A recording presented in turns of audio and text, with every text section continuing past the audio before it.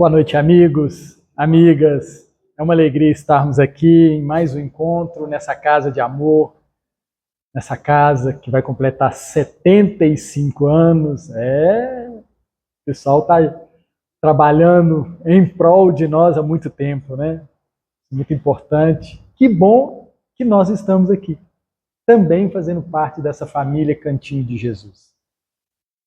Pelas bênçãos de nosso Pai, auxílio de Jesus, de todos os nossos anjos da guarda, que têm trabalhado para que a gente possa cada vez mais ter essa percepção da vida, vida com V maiúsculo, a vida mesmo, né?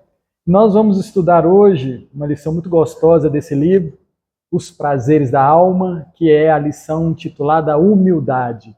E aí vamos começar perguntando: humildade é um prazer para a alma? Humildade faz bem? Não é? Curioso isso, né? É prazeroso aquele que é humilde? E aí a gente vai buscando informações e no dicionário fala, olha que interessante a definição de humildade do dicionário. Fala que é uma virtude caracterizada pela consciência das próprias limitações. Como é que é? Eu imaginava humildade de outra forma. É uma virtude que caracteriza a nossa consciência das nossas limitações, fraquezas. Nós nos conhecemos? Um desafio interessante isso. Aquele que se conhece, fala, olha, eu não sei fazer bolo. E não fica criando caso. Aceita. Não sei mesmo. Já até tentei tudo, mas eu não sei. Vou continuar perseverando nisso. Perceber as minhas fraquezas. Quando eu sinto aquele cheiro, quando eu vejo aquela situação, quando eu estou dentro de alguma coisa, eu não consigo me controlar. Fraqueza. Vocês já viram falar que de vez em quando, assim, principalmente no trabalho, né, o pessoal fala muito assim, não mexe com fulanão, tá uma onça. Uma fraqueza desse companheiro? Olha, não mexe com Beltrano não. Ah, por quê? A cobra. São algumas fraquezas que a gente percebe, a turma que anda com a gente também percebe. Então, humildade é uma virtude que virtude caracterizada pela consciência das próprias limitações, fraquezas, e nos coloca em condição de agir de acordo com a nossa consciência, com o nosso saber. Muito interessante isso, né? Muda um pouquinho essa situação. Obrigado ao Francisco do Espírito Santo Neto, que é o médium que recebeu a psicografia desse livro. Obrigado a Emmanuel, Hamed, né? A gente está tão acostumado com o Emmanuel nas suas muitas psicografias. Obrigado ao Hamed pelo carinho de nos trazer essas obras para esclarecer. Lembrando, amigos, que é um espírito desencarnado. Então, ele está numa condição, numa posição privilegiada. Assim? Então, ele está falando de coisas que ele percebe no nosso dia a dia com mais facilidade, que a gente ainda não consegue perceber. Essa é a ideia dos livros psicografados. Trazer para a gente informações que o nosso olhar tem dificuldade de perceber no dia a dia. Muitas das vezes que a gente esqueceu, né? Porque entrar na carne, a gente esquece de muitas informações. Então esses livros, essas informações, essas vivências, vêm sempre nos trazer essa lembrança. E o Hamed começa dizendo assim para nós: os humildes aprenderam com a introspecção, olhar o seu íntimo, a fazer de si mesmos um canal ou espaço transcendente das coisas espirituais por onde flui silenciosamente a inteligência universal. E aí ele vai discorrer sobre isso, dizendo assim: Buda não foi apenas uma figura histórica que viveu há 2.500 anos, mas uma criatura extraordinária que, a partir das próprias experiências, encontrou a iluminação e o despertar dos potenciais internos. Ele criou uma forma de pensar que oferece respostas práticas para as diversas situações vivenciais e, ao mesmo tempo, uma maneira de transcendê-las. Vamos dar uma paradinha aqui e vamos lembrar do nosso querido príncipe. Buda era um príncipe. E a gente muitas das vezes esquece que todos esses grandes ícones da humanidade, nós também, temos um projeto reencarnatório, né, gente? A gente acha que a pessoa veio e começa a descobrir tudo aqui agora. A gente não tem essa ideia meio atrapalhada? Não. As pessoas, esses seres, eles se preparam espiritualmente anos, décadas, para poder vir desenvolver um trabalho junto a nós. São espíritos que vêm com o objetivo de nos conectar com as questões espirituais. Jesus teve esse trabalho. O trabalho de Jesus foi todo de mostrar para a gente que existe uma vida espiritual, um futuro espiritual, uma imortalidade da alma. Então, Buda veio também com um trabalho grandioso, um dos prepostos de Jesus, para trabalhar a questão lá da Índia, né? Do Tibete. Ali tem um núcleo de espiritualidade muito grande. Não sei se vocês sabem, mas eles, os budistas, trabalham muito a questão da reencarnação. Né? Muito a questão da reencarnação. E eu não sei se vocês sabem também, mas 2/3 da humanidade acredita na reencarnação. Vocês sabiam disso? 2/3 da humanidade. Para nós é uma coisa nova. Está chegando agora, a gente até acha, não, mas começou agora. Nada. Eles já têm conhecimento da reencarnação. Procura-se um Buda, as características do Buda, há mais de 5.000 anos. Procura-se as características, ele é assim, assim.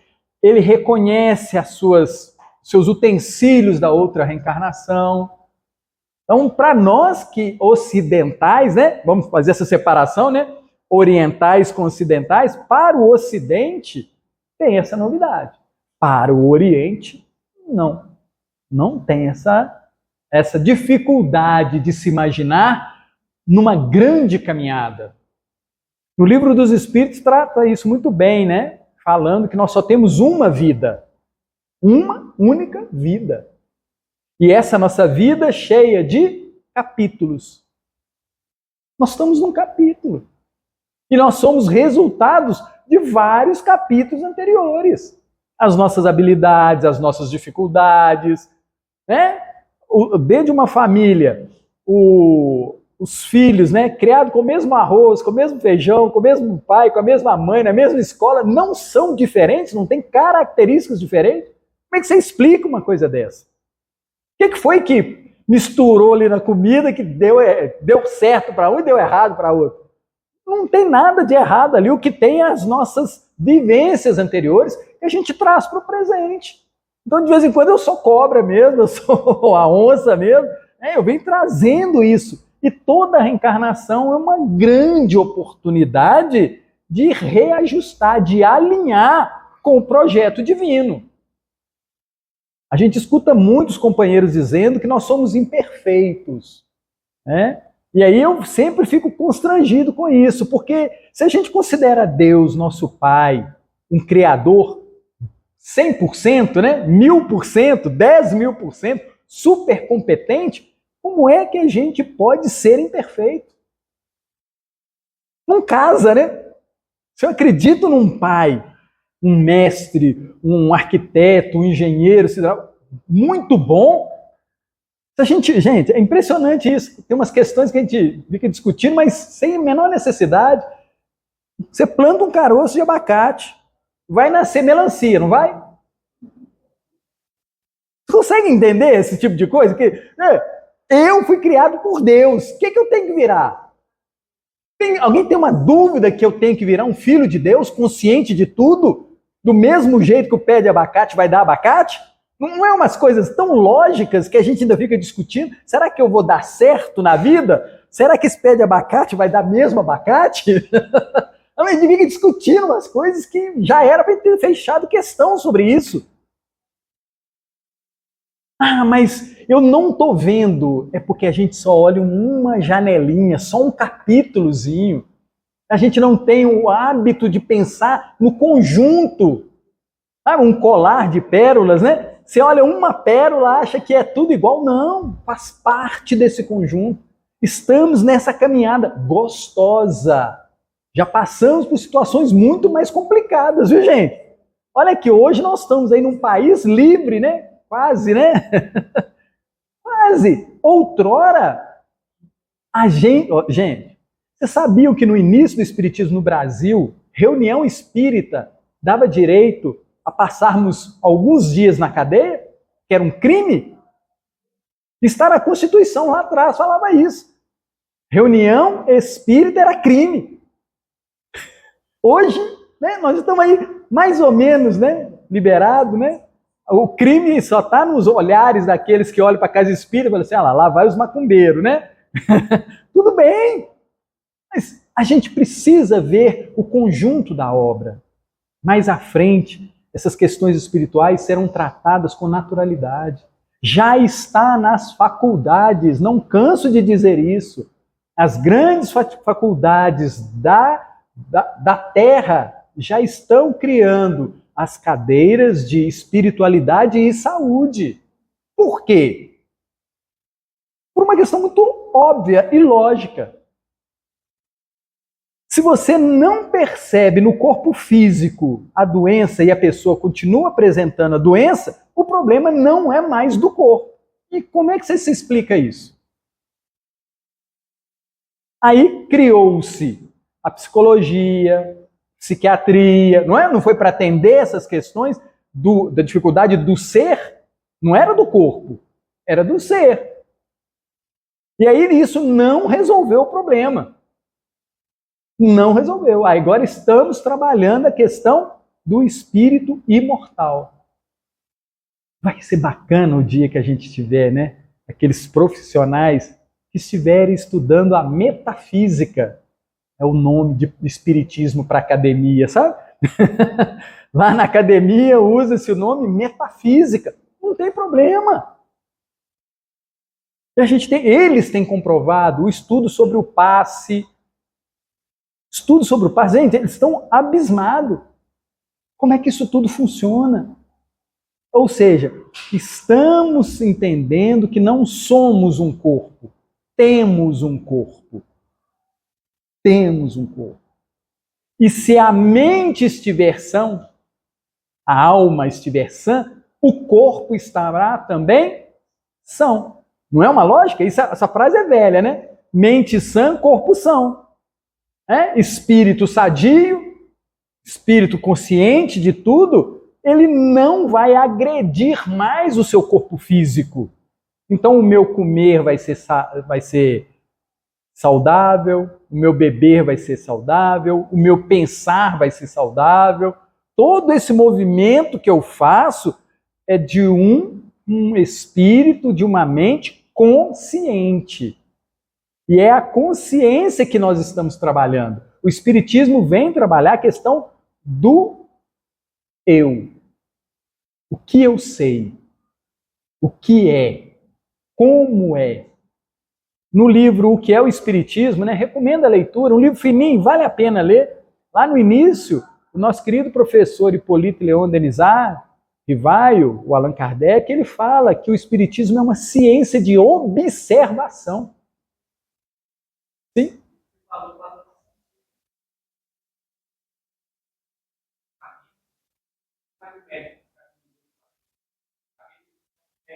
Sim. Mas você não chega no médico e ele está uma figura da unidade, do amor, da caridade, da paciência. Se tivesse esse remédio, seria muito bom. Você chega lá, não precisa ter paciência. Só vai ter paciência. Não é assim. Você tem que estar buscando e... Isso.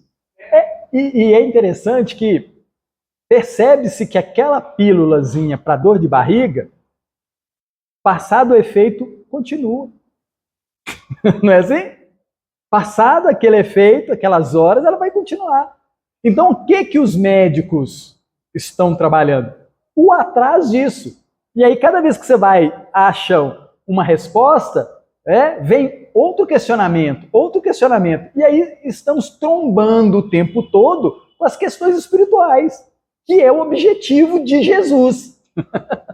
O objetivo de Jesus. Os grandes médicos, os grandes pesquisadores, eles vêm reencarnando para poder cada vez mais conhecer essa ligação matéria-espírito, elemento material, elemento espiritual.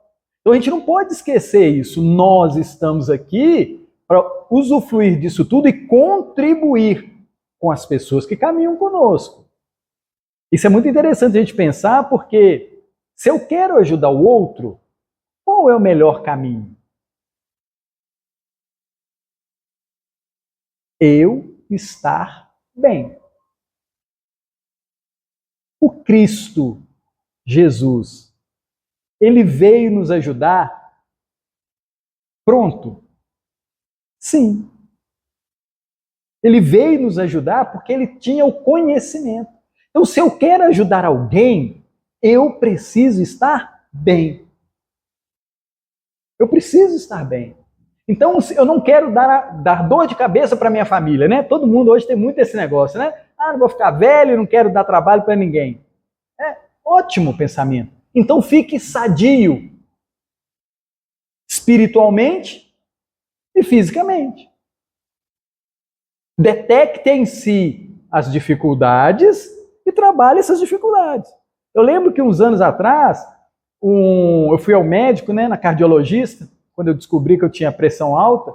Foi muito engraçado que eu fui renovar minha carteira de motorista e o médico lá, minha pressão estava alterada, né, e tudo, ele mandou esperar um tempo, não voltou e tudo, ele falou, você vai ter que ir no cardiologista.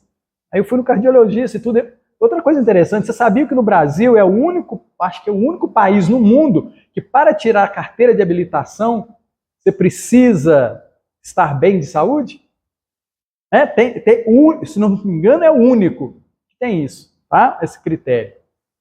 E aí eu cheguei lá, ela realmente, a pressão estava alterada e tudo, aquela coisa toda. Você sente dor na nuca? Sinto, aquela coisa toda que eu não reparava, né? Aí ela virou para mim e falou assim, como é que você quer chegar lá na frente? Eu não sei nem se ela era espírita, viu, gente? Agora que me caiu essa ficha, será que ela era? Né? Me perguntou assim, como é que você quer chegar lá na frente? Eu falei, doutora, bem. Não é isso que todo mundo quer? Quer chegar lá na frente bem. Eu falei, então vou te dar uma receitinha. 3 passos. Eu falei, quais? Ela, primeiro, comer um prato colorido. Não é prato desenhado não, viu, gente?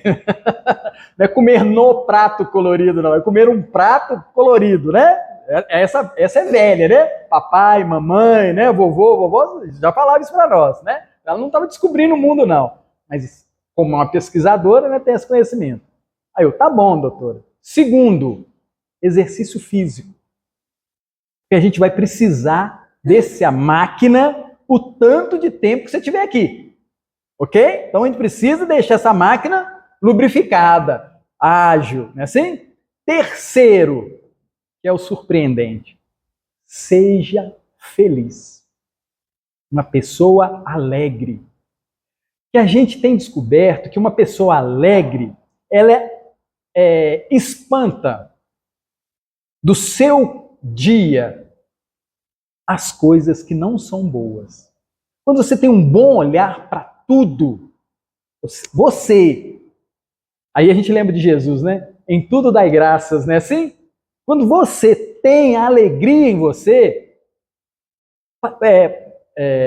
carrapato não garra, né? Você fica escorregadio, né? Nada garra em você. Então, um prato colorido, um exercício físico e a alegria fazem diferença para que a gente chegue lá na frente bem. Né? Você queria falar, amigo? Uhum. Sim. Anamnese. Isso. É. Até a Unimed está incentivando isso, né? Os planos de saúde, gente, tem muito interesse que a gente fique bem. Que eles vão gastar menos com a gente no futuro. Agora, a indústria farmacêutica não acha isso uma bobagem. Tem um conflito de interesses aí, né? Sim, amigo.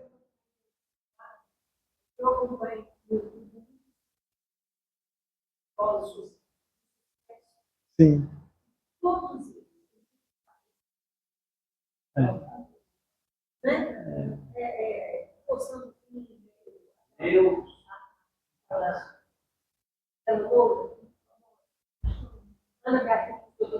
Sim.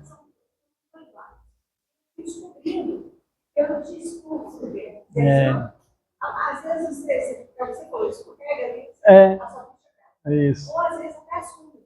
Sim. O André Figueiredo, sim, sim. Isso. Esse pessoal todo já está. A espiritualidade, Jesus traz para a gente essa questão da espiritualidade. Nós precisamos ter uma crença de religiosidade. Por quê? Espiritismo não é religião, nos moldes que a gente vê por aí, ok? É uma ciência de observação. Observar quem? O outro? Não, observar a gente frente à nossa relação com Deus. Porque a nossa relação hoje, amigos, não é com o outro. Nossa relação é com Deus. Como é que eu me relaciono com Deus? Se sou saudável nessa relação, serei todo saudável. Se tenho dificuldade nessa relação, terei problema na minha caminhada. Então, aquela ideia de que não, eu tenho problema com fulano, com Beltrano. Não tem problema com Beltrano, com fulano. A gente tem problema com a lei divina, com o Criador. Por isso que nós temos problemas. Porque a gente não observa a forma como nós estamos caminhando. E aí, esses psiquiatras, esses psicólogos, que buscam as questões do ser, eles defrontam com um novo ponto de vista. E a ciência espírita vem trazer esse esclarecimento para a gente, que é a parte boa. Olha como é que nós estamos bem na fita, né? Não é assim? A gente já está desfrutando disso. Vocês já pensaram como é que vai ser a nossa próxima reencarnação? Nós vamos continuar sendo professores de religiosidade. Nós vamos continuar sendo. Porque quando desencarnarmos, nós vamos ter muito mais facilidade de lidar com a ausência do corpo físico. A gente participa da reunião mediúnica aqui. E aí a gente encontra os irmãos da comunidade aqui, que foram mortos a tiro, né? Por um acidente, né? Aconteceu isso. Eles vêm na reunião e falam assim, como é bom saber que vocês estão perto da gente. Eu sempre passei na porta e nunca entrei. Agora eu estou entrando. Então é muito bacana a gente perceber que é o caminho para nos auxiliar no momento que estivermos sem o corpo. E a gente tem que pensar nisso. Vai chegar um momento que a gente vai estar sem o corpo. E como é que eu vou agir? Outra coisa interessante que a gente precisa lembrar, a maioria das religiões fala da imortalidade da alma. Vocês sabem disso, gente? Fala. Tem uma linha que vira e fala assim, depois que você morrer, você vai para o céu e vai para o inferno, não é assim? Você morreu mesmo? Você vai para algum lugar depois da morte? Você morreu mesmo? Não é? Não é óbvio? Não, hoje a gente consegue ler isso. Né? Depois que você morrer, aí a outra vira, não, depois que você morrer, você vai para o sono eterno. Continua vivo, não continua? Então, é muito legal isso, quando a nossa mente já não cria mais problemas com a continuidade da vida. É natural, vira uma coisa normal. Sim, amiga. Eu queria saber ser ateu. Ele é ateu, graças a Deus. Não, ele é ateu, graças a Deus, né? Porque de vez em quando eu sei. Ele não. Tem pessoas que não precisam de religiosidade do jeito que a gente precisa. Ele é uma boa pessoa? Não precisa. Não precisa. Gente, Jesus o Cristo, qual religião era dele? Não, a gente começa. Claro que Jesus foi criado dentro da cultura judia, né, dos hebreus, aquela coisa toda e tudo, mas ele veio mostrar pra gente uma coisa muito além de um templo fechado. Naquele encontro que ele tem com a mulher samaritana, que a mulher samaritana questiona ele com relação, é aqui ou é lá em Jerusalém que a gente deve adorar, e ele falou assim, gente, tira isso da cabeça. Em qualquer lugar nós estamos na presença do Senhor. Em qualquer lugar a gente pode adorá-lo, em qualquer lugar a gente pode contemplá-lo. E não sei se vocês sabem, mas esse foi o grande motivo pelo qual os judeus quiseram e prepararam e concluíram a morte de Jesus. Porque Jesus ia estragar o negócio deles. Você sabia disso? Aquele negócio, aquela ida, né? 3, 4, 5 vezes a Jerusalém, o dinheiro que eles ganhavam, aquela coisa toda, o status dele. Jesus veio falando assim, não precisa de nada disso. Aí a pessoa falou assim, nossa senhora, nós temos que acabar com esse homem, tem que silenciar ele, porque do jeito que ele está fazendo, ele vai estragar o nosso negócio. Né? Diga, amigo.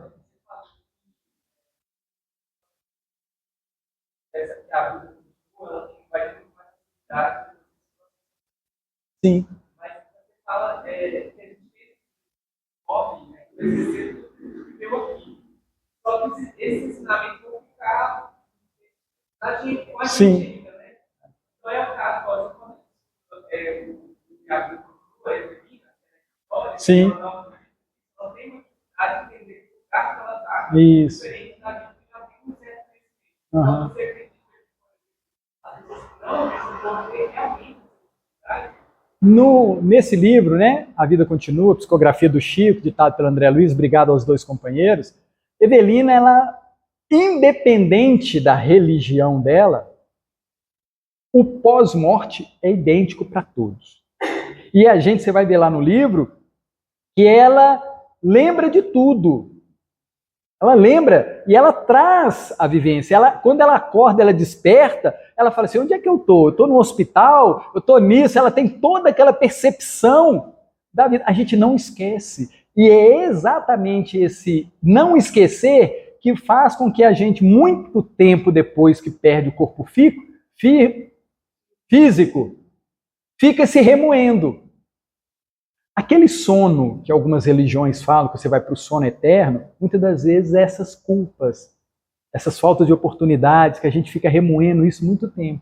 Agora, quando a gente tem o conhecimento da continuidade da vida, dessa espiritualidade, a gente desencarna, pede mesmo aos benfeitores, roga a Jesus, né? Fala, Senhor, eu não estou percebendo que ninguém está falando comigo. É a primeira característica, viu, gente? Quando a gente desencarnar, você conversar com os outros, ninguém conversar com você, ninguém te dá ouvidos, começar a vender suas coisas mudar de lugar, tá? Tô avisando para vocês, mas não assustar com isso, viu? Sabe aquele carro que você gosta muito, o pessoal despacha, as roupas tudo some. São momentos muito curiosos da nossa vida. Então a gente não esquece. Brincando comigo, mas se Deus quiser vai acontecer. Se eu desencarnar,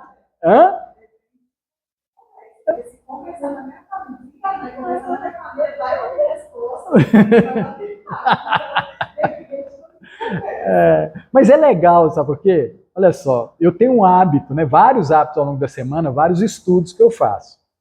Então eu espero que se eu desencarnar numa quinta-feira, eu espero vir para cá sexta, viu, gente?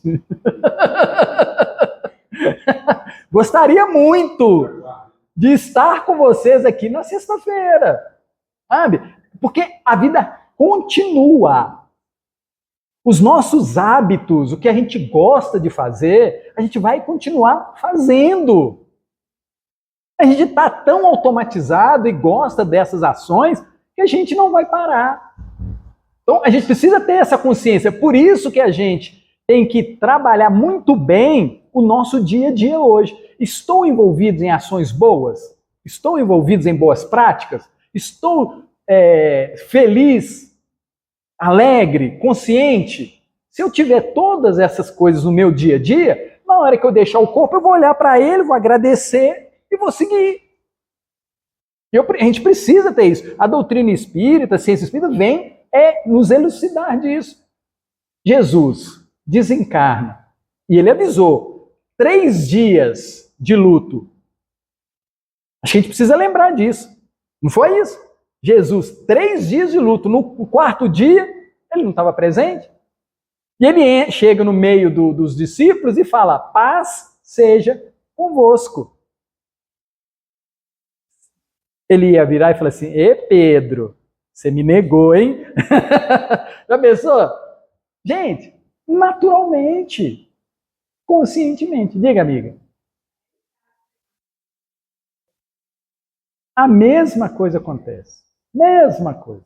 A cremação recomenda-se que seja feita após 72 horas, tá? Porque tem alguns desligamentos que consomem esse prazo. Quando o espírito está muito agarrado, a matéria, ama demais o corpo, tem todo aquele... É mais difícil fazer esse desligamento, ok? Então pede-se 72 horas. Eu não sei se você sabe, mas normalmente no crematório, eles não cremam todo mundo naquela hora, não, viu, gente? A pessoa chega lá, né? Aí eles juntam uma turma, liga o forno, porque aquele forno é caro, não dá para ligar para uma pessoa, para 2 pessoas, não. Aí depois você vai lá e crema uma baciada, né? Vamos dizer assim, né? Então, normalmente passa dessas 72 horas, tá? Então, mas lembre-se, é o nosso corpo, não somos nós. Tem vários livros no... Não. Gente, mas é tão simbólico isso, né? A cinza ali não vai fazer a menor diferença se é do seu, se não é do seu. Se falar que é do seu, você acredita. Não é assim? E você guarda e breja e cuida, não é assim? Não, é mental demais isso do lado de lá. Isso, obrigado. Então, é muito mental isso. Consegue entender? Então, tem todo esse processo que a gente precisa acostumar. Por isso que a gente precisa sempre lembrar, o que vai na nossa mente é que vai nos conduzir no futuro. Então, não preocupe com ele. Não preocupe, tá? No futuro, nós seremos ateus do jeito dele, tendo boas virtudes, boas práticas. Gente, que ateu bom é esse, né? Mas ele fala que está limpo. Ele acredita que ele fala assim, tudo que morre. Isso. Mas ele não entendeu que nós, espírito, não morremos. Ele acha que a gente morre. Aí falta um pouquinho mais de informação. Ele está certo quando ele fala do corpo, porque ele não está falando da gente. Ele está falando do corpo. Ele não está falando... Calma, calma e elegância. Daqui a 1000 anos ele vai saber. Espera com calma. 40 anos é pouco. Espera 1000. Ele joga aquilo toda hora no nome da casa, que é lá cheio de passarinho. Sim. Né? E aí ele fala assim, coitadinho, eles estão vindo para cá, sim. graças a eles, né? Sim. Então temos que alimentar. Isso. Então ele acha cachorro que ele pega, quer ser tudo desse jeito. É uma pessoa que... Não preocupa. Mas ele acha que morreu lá de pôs a terra e ali acabou. Fique tranquilo que ele vai descobrir isso de uma forma muito curiosa. Tá? Muito curiosa. Quando ele perceber que o corpo se foi e ele está presente. Agora, junto com uma coisa, tem uma coisa bonita.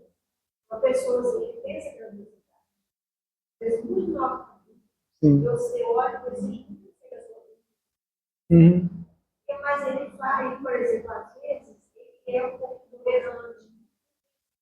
mesmo. Sim. Ele é um professor pós-doutor, Uhum. Sim. Então, assim, essas coisas que eu tenho, às vezes, ele não deu lugar, acho que os outros. Como é que Jesus trabalha isso? Como é que Deus trabalha isso? Reencarnando. Calma! Ele está certo. Você sabia que ele está certo? E você também está certo? Porque cada um dentro dos seus saberes. Aquele que está dentro do seu saber, ele está certo. Que é aquilo que ele consegue enxergar. Então ele está certo. Então é muito curioso, porque a certeza ela vai se dilatando à medida que a gente vai conhecendo.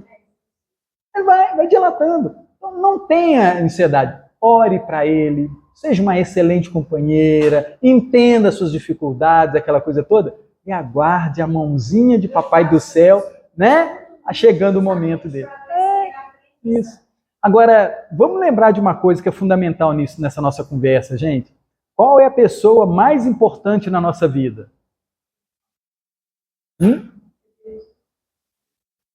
Pessoa. Nós mesmos. A pessoa mais importante na nossa vida somos nós. Nós reencarnamos para salvar quem? Então, quem é o nosso maior adversário? Consegue entender o raciocínio muito lógico?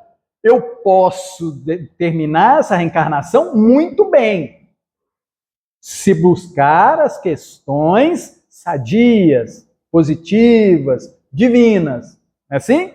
Posso terminar equivocadamente, se usando toda a ferramenta, né, todo o material que o Papai do Céu me oferta, eu usar para o outro lado. Então, é tudo muito, a gente tem que ter muita calma. Eu tenho aprendido isso a duras penas.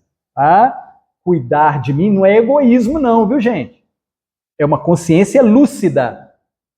Preciso cuidar de mim e essa minha saúde vai impactar na saúde física e mental daqueles que nos acompanham. Beleza?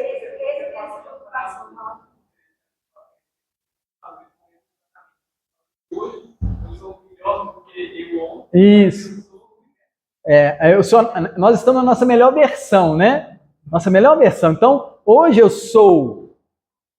sei, conheço, e amanhã terei muito mais dentro dessa caminhada. Eu também não lembro a frase direitinho, não, mas é por aí mesmo. Diga. O importante é que a salvação, ela é individual. Sim. Né?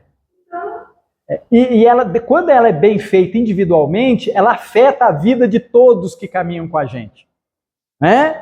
A gente afeta a vida dos outros. Isso é muito bom. Né? Diga, Elcio. Eu acho que muita coisa é respondida. O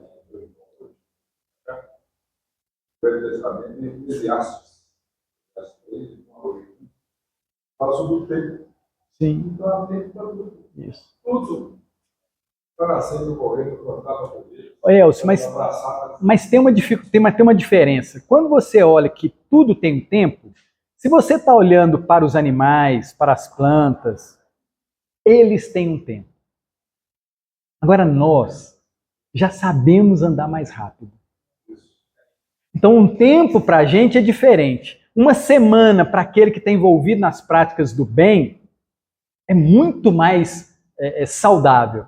E aquele mesmo que não utilizou aquela semana para nada, né, útil, ele desperdiçou aquele tempo. Então a gente precisa ter essa separação. Porque eu tenho muito medo quando as pessoas ficam sossegadas. Gente, o conforto é um perigo. Conforto é um perigo. Quando na nossa vida está tudo certinho, sabe? A segunda-feira é assim, a terça-feira é assim, a quarta, a quinta, e aí na próxima semana, a mesma segunda, gente, isso é um perigo. Porque a vida, nenhum ser vivo repete o dia anterior. Se nós estamos repetindo o dia anterior, está errado. Perdão da palavra. Está equivocado.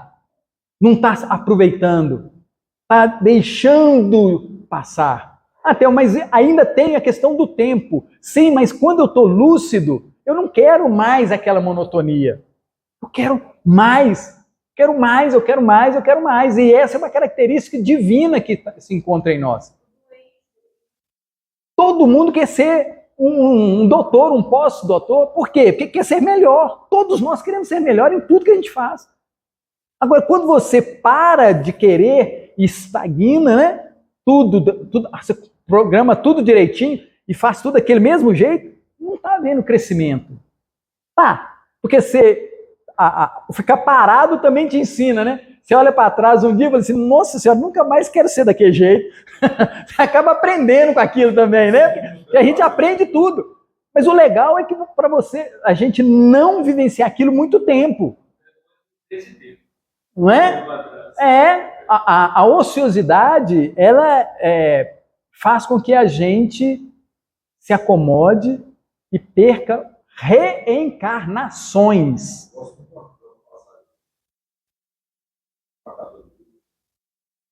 Por mais que seu quarto pareça pesado, arraste pelo menos um milímetro. Todo dia, né? O mais legal é todo dia. Não é assim? Todo dia, sabe? E olhemos, nós não podemos fazer o bem a todo momento? Nós não podemos pensar no bem a todo momento? Nós não podemos ser mais do que éramos? Gente, deve ser muito chato ser a mesma pessoa, não deve, não? Consegue entender? Deve ser muito chato isso. Acho que a gente não ia aguentar, não ia? É por isso que a gente é único, né? Vamos ao nosso texto, o papo tá bom, né? Aí o Hamed continua dizendo, Buda foi um psicólogo nato. Eu não tinha percebido isso. Buda como um psicólogo nato. Um instrutor singular para a solução dos problemas humanos, tanto pessoais como coletivos. Ele se considerava um curador de almas, cujo remédio era a clareza súbita na mente para avaliar ou solucionar com objetividade certos fatos ou acontecimentos existenciais. O insight na linguagem atual. Siddhartha Gautama ensinava, abre aspas, de que servem cabelo e manto impecáveis, ó tolo. Tudo dentro de ti está confuso e, no entanto, penteias a superfície? Olha que trocadilho, né? A gente fica preocupado com o pano, com a roupa, com o cabelo, mas o que é mais importante, você não penteia, você não cuida. A gente toma aquele banho, né, gostoso, com aquele sabonete maravilhoso e tudo. Mas e eu? Sabe quando você leva o carro para dar uma geral e o motorista fica do lado de fora, todo sujo? Aí você entra dentro do carro, né? O carro tá limpinho, mas você tá sujo. É isso que ele chama atenção. O que nós estamos dando importância na nossa vida? O interno ou o externo? A gente ou o corpo que a gente tem? As coisas que a gente tem? Isso é desafiador, viu, gente? Porque a gente não tem o hábito de pensar sobre isso. Por isso que é revolucionário. A gente não tem esse hábito de pensar, falando, não, eu vou dar banho, agora eu vou dar banho nos dois. Não é assim? Vou tomar um banho, vou me lavar e lavar o meu corpo. E a água, não sei se você sabe, mas durante o banho, se a gente mentalizar, ela limpa a alma, tira aquelas perturbações, que a gente precisa lembrar que a água é fluidez. Fluidez. Estou com um problema, parei num problema, né? Porque o problema normalmente não é uma coisa parada, né? Que a gente fica ali tentando. Preciso deixar aquilo seguir o seu fluxo. Eu preciso contornar. Isso é sabedoria oriental. A gente ter essa fluidez da vida. O que eu posso fazer para mim? O que eu vou fazer? Esse problema está me ensinando o quê? Está me mostrando qual dificuldade que eu tenho. Porque quando a gente para, gente, a gente para por uma sintonia. A gente para por uma sintonia. E aí a gente precisa resolver isso na gente para a gente seguir em frente. Né? Na época de Jesus, o Cristo, os fariseus, que eram a elite religiosa judaica, que vivia na estrita observância das escrituras mosaicas e da tradição oral, e da mesma forma, no tempo de Buda, os brahmanes, sacerdotes que consolidaram sua hegemonia social juntamente com o sistema de castas. Tanto uns como outros foram acusados de formalistas e hipócritas. Eram conhecidos por suas ricas e pomposas vestimentas e por não viverem de acordo com o que pregavam. Isso é outra coisa muito desafiadora no nosso mundo atual. O que nós sabemos está de acordo com a forma como nós vivemos? É uma coisa desafiadora isso. Eu vivo de acordo com o que eu sei? Mas ainda as casas. Sim. Leia depois o livro A Caminho da Luz, psicografia do Chico, ditado por Emmanuel. Ele fala destes povos que chegaram ao planeta e eles trouxeram essas qualidades com eles. Gente, isso tem milhões de anos que está se trabalhando essas questões. Nesse livro trata dos exilados de Capela. Quem são esses? Capela é um planeta da constelação do Cocheiro que estava passando pelo mesmo processo que a gente. Mundo de prova e expiação para um mundo de regeneração. E lá, alguns milhares de espíritos não conseguiram a média para passar de ano. Né? Ok? Não conseguiram. Aí eles foram convidados a se retirar.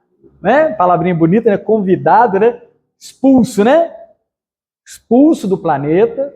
Tá? E Jesus, que estava cuidando desse planeta aqui, ele recebeu esses milhões de espíritos.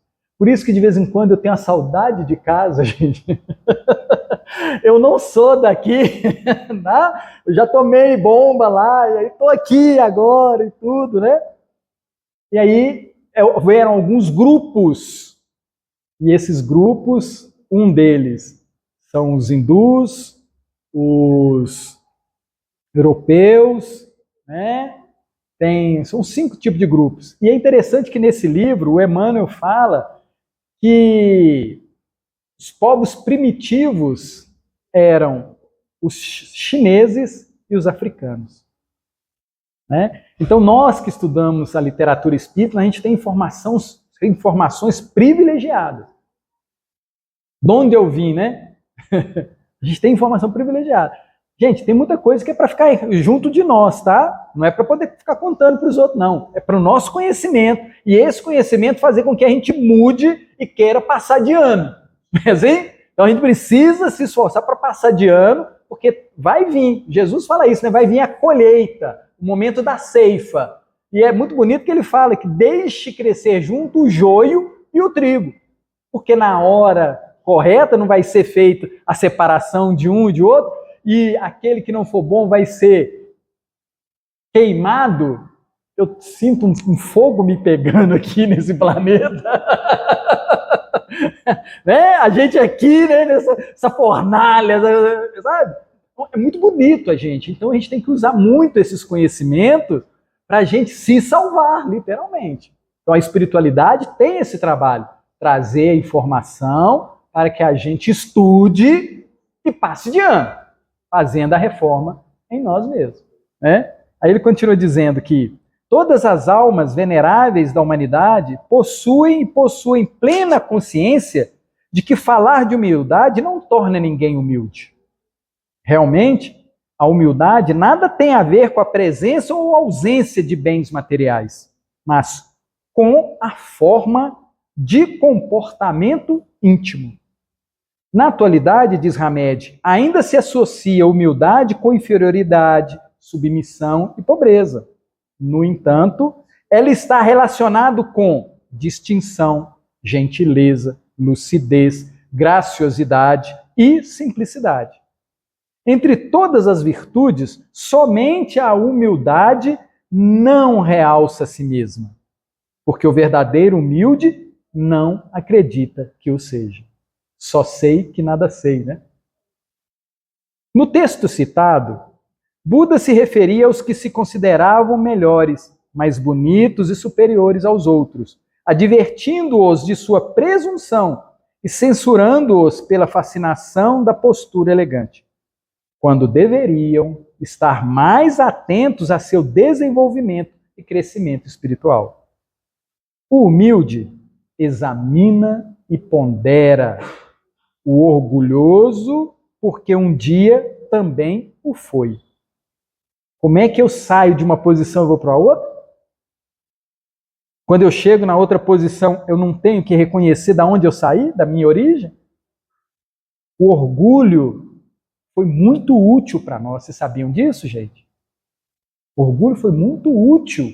Quando estávamos estagiando, né, no reino mineral, no reino vegetal, no reino animal, vocês já imaginam se uma leoa, depois de conseguir o alimento, virar para a hiena e falar: senhora, primeiro, por favor? Não é? Tem condição de pensar isso? Não. Pavão, com toda aquela sua beleza, ele não quer conquistar, não usa tudo aquilo para poder conquistar. Então aquilo foi necessário desenvolver um orgulho, um egoísmo, para que a gente chegasse aqui. Agora, chegamos aqui trazendo essas características, mas anexamos um pensamento contínuo. Outrora, pensamento fragmentado. Eu queria comer, beber, reproduzir, não é isso? Me defender? Eu tinha todos esses conceitos. Agora, para que eu vou ter medo se eu sou imortal?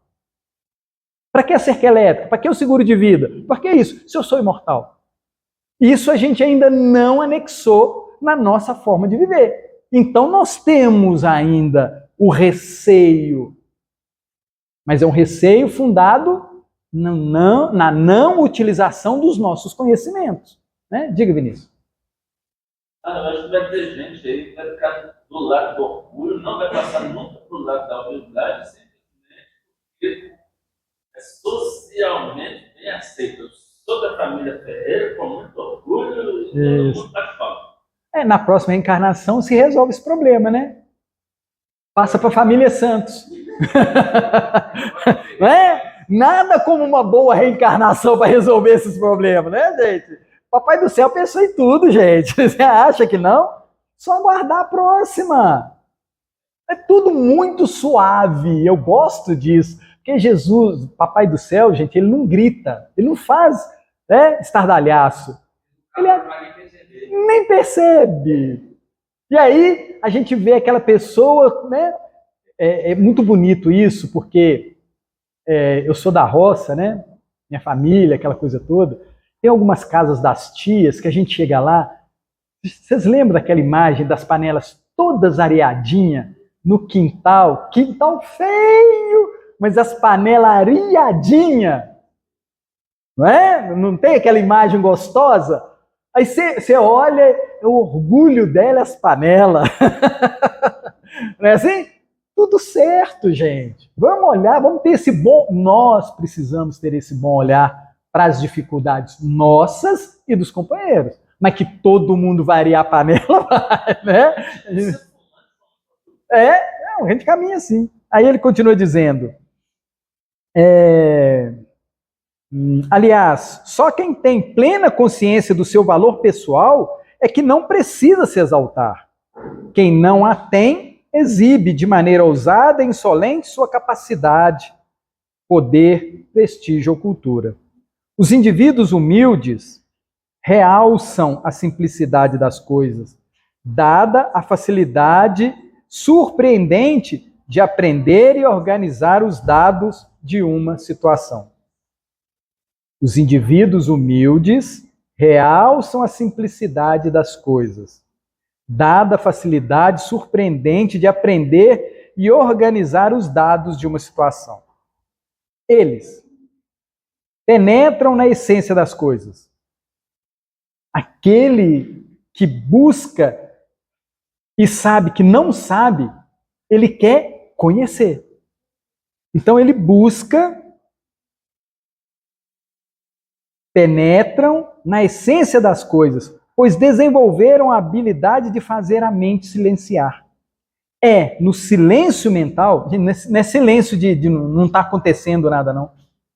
É no silêncio mental que os ciclos habituais ou condicionados das regras e normas preconceituosas crescem, que os padrões de pensamentos inadequados são interrompidos, para que haja a internalização da inteligência universal em todos nós. Interessante isso, né? A gente devia ser, pelo menos, humilde em reconhecer que temos um Pai que sabe muito, que realmente nos ama. E muitas das vezes a gente esquece desse fator. Alguém aqui hoje falou, eu te amo, Papai do Céu? 2, 3, 4. Mas vocês falaram 5, vocês falaram diretamente para ele ou vocês falaram das coisas dele? Porque muitas das vezes a gente fala para o quadro. Nossa, mas que árvore linda, obrigado, Senhor. Nossa, mas que sol gostoso, obrigado, Senhor. A gente não está falando diretamente para ele. A gente está falando para a obra dele. Não, mas Senhor, o Senhor é maravilhoso, olha que pássaros, olha que isso. Não, a gente precisa ultrapassar essa visão e dizer, Pai, meu Pai, eu te amo. Te amo porque a minha consciência está vendo a tua obra. Então eu estou indo direto a ti. Eu te amo. Essa é a primeira regra, não é assim? Amar a Deus sobre todas as coisas. Então eu preciso ter esse amor. Eu comparo isso muito àquele filho, né? A gente cuida dos filhos e tudo. Aí o filho não fala pra gente que ama, mas vira e fala assim, nossa, eu amo esse celular que meu pai me deu. Eu amo essa cama que o papai... Sabe? Ele vai falando que ama um tanto de coisa, mas ele não vira pro pai e fala assim, pai, eu te amo. Consegue entender a diferença desse? A quem ele realmente tem que se dirigir, ele não dirige. Orgulho, viu, gente? De não reconhecer a grandeza daquele nosso querido Papai do Céu. E é interessante que quando eu comecei esse processo, era muita hipocrisia da minha parte, sabe? Porque eu não sentia isso, não. Mas eu li, estudei, eu falei assim, eu preciso falar para ele. E aí eu comecei a falar e foi de uma libertação impressionante. Eu me libertei de muita coisa que estava no meu caminho. Ou seja, sabe quando você começa a enxergar diretamente? Tinha um tanto de véu na minha frente. Um tanto de véu. Agora não, o que eu fiz? Tirei todas as cortinas. Eu falei, eu tô te vendo. Eu tô te sentindo. Eu percebo você na minha vida. Então é muito bom dizer, eu te amo. E na hora que eu tô no trânsito, rodando para lá e para cá, eu solto uns eu te amo. Senhor, não, mas eu te amo mesmo. Olha que coisa maravilhosa. Não acontece nada comigo. Gratidão, Senhor. Obrigado por isso, obrigado por isso. Sabe? E aí a relação fica um dia gostoso, pelo menos um minutinho, né? Que a gente se conecta a essa bondade. Não é? Bom dia, papai. Obrigado por mais um dia, né? Aí ele continua dizendo assim, em algumas correntes do budismo, há uma equivocada interpretação do nirvana. Elas tomam como verdade a crença de que a meta espiritual do homem é alcançar um estado de completa quietude, que o levará à supressão do desejo e da consciência individual. Na realidade, o termo nirvana, quando entendido em sua significação mais profunda, deve ser traduzido como, abre aspas, a união definitiva da criatura com o Criador. Eu te amo, Pai. Nirvana. Tirou todas as distrações e se conectou. Né? Gente, isso é maravilhoso. É o nirvana mesmo. É maravilhoso isso. O que precisa para isso acontecer? Querer. Querer. Que eu posso ter esse nirvana, esse contato em qualquer lugar. Jesus traz isso para nós. Não tem que ser naquele quarto, não tem que ser com isso, não tem que ser com essa roupa, não tem que ser nesse momento. Não tem nada disso. Eu tiro o foco daquelas coisas e foco mais alto. e continuo fazendo aquilo. Mas o agir não é chão, o agir é espiritual. E aí as coisas caminham bem. Na realidade, a união definitiva da criatura com o Criador, nunca como sinônimo de estático silêncio interior onde impera o não ser. Os humildes aprenderam com a introspecção a fazer de si mesmos um canal ou espaço transcendente, por onde flui silenciosamente a inteligência universal. Interessante isso, né? Quando eu me conecto ao Pai, eu me torno um canal. Eu me torno um canal. E esse canal se apresenta como fonte da inteligência universal. No Livro dos Espíritos pergunta, né? Número 1, que é Deus? Inteligência suprema, causa primária de todas as coisas. Então eu me torno esse canal. Por quê? Eu estou em conexão. Gente, isso traz tranquilidade, traz paz, acaba com o estresse, acaba com o pânico, acaba com as ansiedades.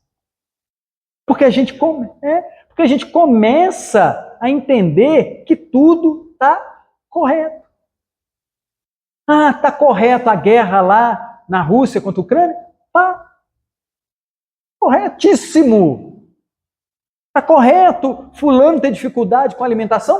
Está corretíssimo. Aí eu começo a aceitar o giro do sol, né? A época de frio. Eu começo a aceitar as coisas como elas estão. Não tem problema nenhum, eu não tenho problema, não vou sofrer nunca. Eu vou aceitar. E a aceitação faz com que eu entenda a posição das coisas. Dentro de casa, quantos não estão em guerra? Quantos não estão em guerra? Gente, quantas famílias têm a geladeira lotada com gente passando fome dentro de casa? Fome de carinho, fome de afeto, fome de ouvido. A geladeira está cheia. Mas ele está faminto. E nada que aquele companheiro, aquela companheira, aquele pai, aquela mãe oferece vai alimentá-lo, a não ser o amor, a compreensão, o companheirismo. Então a gente encontra muitos famintos ao longo da estrada, tendo tudo ao seu derredor. Eles continuam dizendo, né? Quando o eminente educador Hipólito Leon Denis Arrivaio questiona os espíritos superiores, qual é a fonte da inteligência? Eles responderam, já o dissemos, a inteligência universal. A inteligência universal é o instrumento pelo qual retomamos a conexão com a causa primeira. Olha que interessante isso. A inteligência universal é o instrumento pelo qual retomamos a conexão. Não vamos esquecer isso, não? Conexão.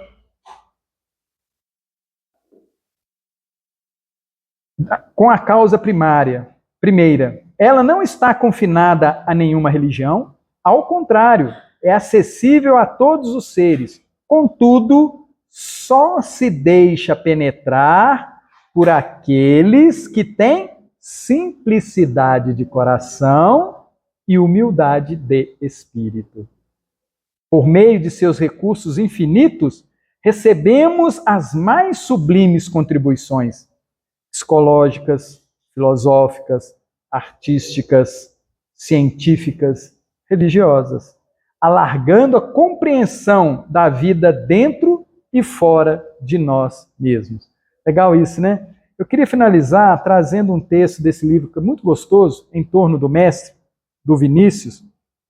Ele fala humildes de espírito. E ele faz uma provocação muito interessante, ele fala assim, e Jesus no Sermão do Monte, que bem se pode denominar a plataforma ou programa de sua obra de redenção, né? O Sermão do Monte é um programa maravilhoso. Ele começou proferindo a seguinte sentença: bem-aventurado, felizes os humildes de espírito, os pobres de espírito, porque deles é o reino dos céus. Aí ele faz alguns questionamentos, o Vinícius. Ele fala assim, por que humildes de espírito? Por que humildes de espírito? Bem-aventurados os humildes, não seria o bastante? Não seria o bastante? Por que a redundância? Humildes de espírito. Qual o motivo dessa superabundância de palavras? Simplesmente porque há várias formas de humildade. Porém, só a de espírito é que faz jus ao reino dos céus. Olha que sensacional isso. Somente